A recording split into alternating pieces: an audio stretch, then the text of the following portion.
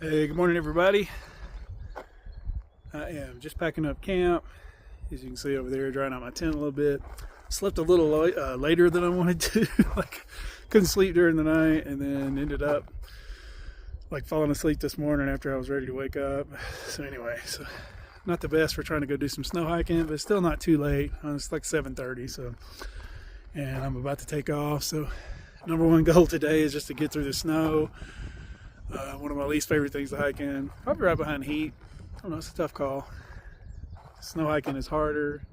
Heat hiking is more miserable. I don't know. Probably gonna get a taste of both in the next couple of days, and we'll be hiking basically down to sea level, I think, down in Cabazon, Palm Springs. So we'll see how it goes. Just gonna take my time, do the best I can. I got my spikes. I'm not sure what to expect. Depends who you ask. Some people say it's awful. Some people say it's not so bad. And it's been changing day by day as it's been warmer, so it's kind of cooled back down. I think the heat wave is kind of gone, at least the major part of it. So, but it's still I would say maybe a little bit warmer than normal. So might have some post-holing to do today. Just don't know. But anyway, let's get to it, and I'll get with you on down the trail. It's definitely been some nice trail through San Jacinto State Park the last couple of days. Reminds me a lot of Washington. Big trees. Yeah, really nice.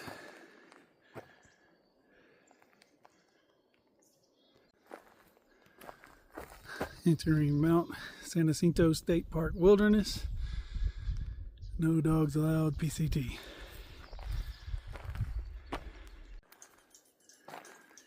Made it to the Strawberry Junction camp. This is the next campsite I could have gone to, but I kind of like the one back there. It's only 0.6 back, so looks pretty nice though. It's got a porta potty just hanging out in a bear box. Nice. I've heard mixed reviews on the porta potty. I might check it out. Yeah, I don't see anybody here. It's been pretty dead on the trail as far as thru hikers the last couple of days. There's a random piece of plywood. I'm curious how they got this porta potty up here. I don't know if they dropped it in by a helicopter or what. Yeah, let's check it out. Yeah, it's not too disgusting. I've seen worse.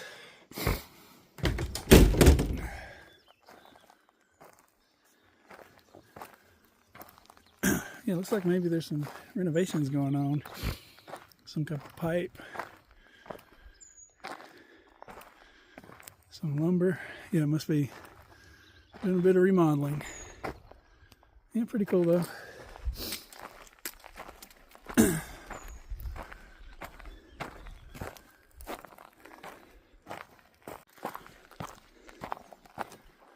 Hitting the first bit of elevation today. I'm climbing about 300 feet over 0.6 to get to a water source. But I'm still enjoying every piece of dry trail because I know what's coming. Yeah, it's hard to believe there's so little snow here, and then pretty soon it'll be all snow, I believe. So just depends which side of the mountain you're on and how many trees. There are lots of trees.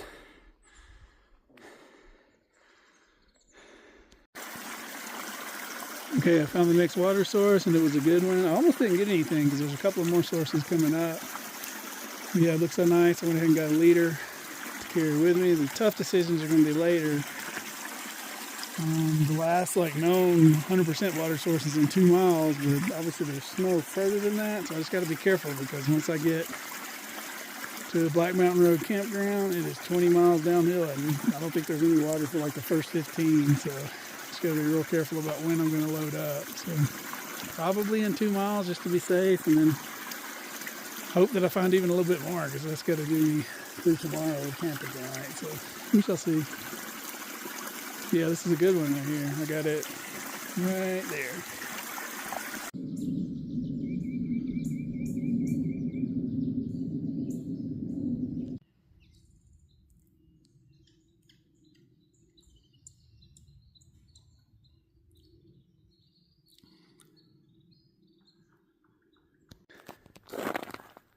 Alright, the snow has got much more consistent. So I've thrown on my spikes. Still pretty firm in most places. A couple places like here where it's in the sun, maybe it's a little bit softer, but so far the spikes are working good. Nothing can come off the trail every once in a while, so nothing too sketchy yet, so I think that's coming though.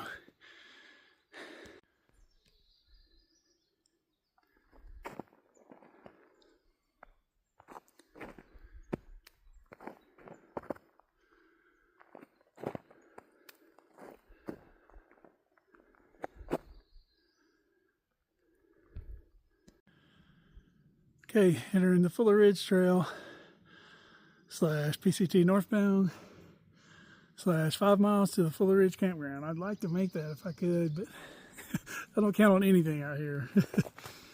So I'm just going to keep moving slow and steady.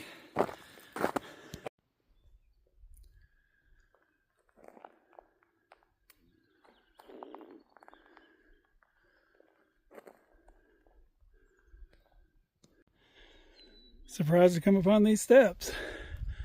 I did not know they existed on the PCT.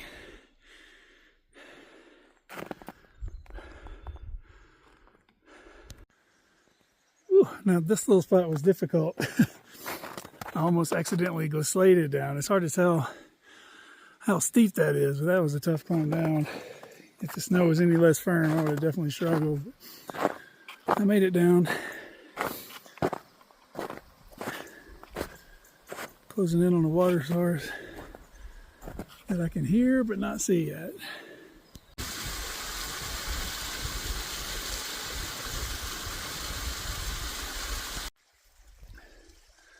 Okay peeps, I made it to 186.4. Still about 4 miles from the Black Mountain Road camping site. Here's my issue. I've got to get water. This is the last reliable. Honestly, it's not even normally reliable, but I just knew it was from recent comments. This is the last reliable water to a faucet in the next 20 miles away, at least according to Far Out. So obviously I'm not going to hike 20 more miles today, so I got to camp. So I'm trying to figure out, I mean, I guess I'll just load up on water, but my thoughts are that I can definitely, like I'm still hiking in the snow for 3 or 4 more miles, so at least before I get to the end of that, I should be able to, you know, melt some snow if I need to, but that's kind of a pain. So is it better just to carry the water?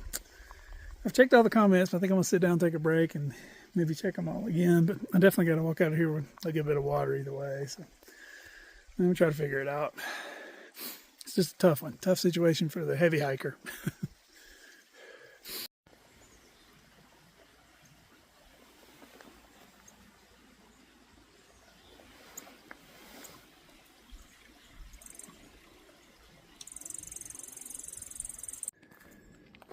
Okay peeps, finished my lunch break and gathered 4 liters of water. I did get some good news while I was there. Talked to my dude Craig, who's up ahead of me.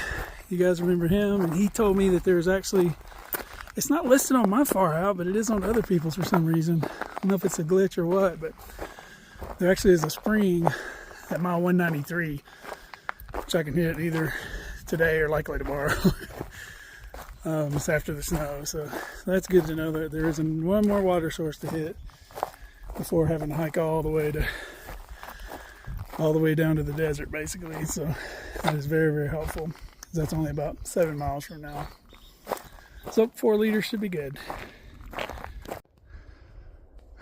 Just came upon a super tough blowdown. I have not solved it yet. Usually, I don't know, it's kind of fresh, so yeah, it definitely looks fresh. So it looks like maybe some people have walked up this way. I don't know, that might be more sketchy. Let me do some investigating. I think I can, I think I can, I think I can, I think I can, I think I can, I think I can. Ooh, I better.